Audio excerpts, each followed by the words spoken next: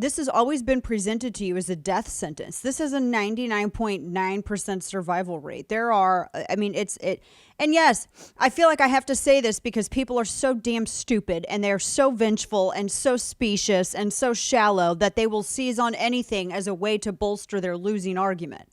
So apparently by acknowledging that it has a 99% recovery rate, you're discounting all of the fatalities and you're an unfeeling, savage, heartless, barbaric person, which it should go without having to draw pictures for people. But we live in an idiocracy where everyone's comprehension has been so dumbed down from pettiness and politics that you have to basically draw pictures and say, now, where no one is saying that fatalities are good.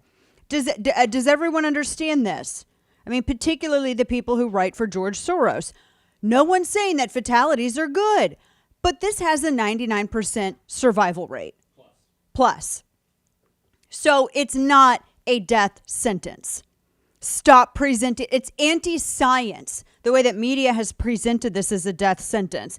Media, the people who mock you if you don't want to be forced to wear a mask, but you don't personally object to masks. Media, who can't understand the nuance of that simple difference. Media, who has always ignored the recovery rate, who has always ignored the rate of severity. Media, who presents this as though every single case is an irreversible death sentence and it's done. The president saying, don't be afraid of the Communist Party of China's virus. Don't be afraid of it. And he's right. The entire country can't lock down. Look, you can't shut people away forever. The goal is never to prevent everybody from getting it. That's the thing. The whole thing about reducing the curve or flattening the curve, and that was only supposed to last 15 days, is that it was supposed to make it to where our hospitals, etc., weren't overloaded all at once. That was the whole point. It was never to prevent everyone from catching it. That's never going to happen. You're going to have to shut people away and sequester them forever. That's just not realistic. It's not realistic. Then you had some of the reaction to this too last night, because I thought that the president needed, in fact, I'll be real with you, this is the only way that this plays out. It's the only way it plays out.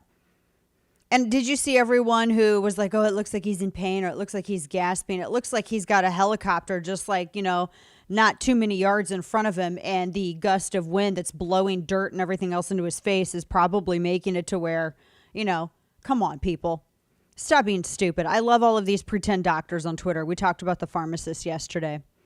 So Andrea Mitchell had tweeted it. Real Donald Trump returns to the White House and immediately takes off his mask. I have no words. Well, it doesn't look like, at least at that moment, anyone is within 6 feet of him or even 21 feet of him out there on the balcony. He's outside and there's a huge wind gust because of the chopper.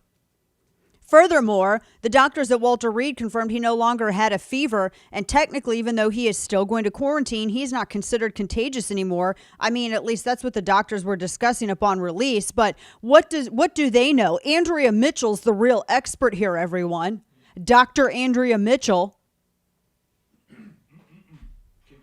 Can she stick with that? How about can they just do journalism and quit bitching anytime someone contradicts them and act like they're being persecuted when they're merely being contradicted? How about that? Exactly. Or she can stick with having no words. I'd be fine with that too. I'm so tired of this stuff. I cannot tell you all the people who want to sit here and act like, proverbial gunslingers and go out there and write all this biased garbage. And the moment you criticize them or contradict their reporting, my gosh, they act like they are just being put up on.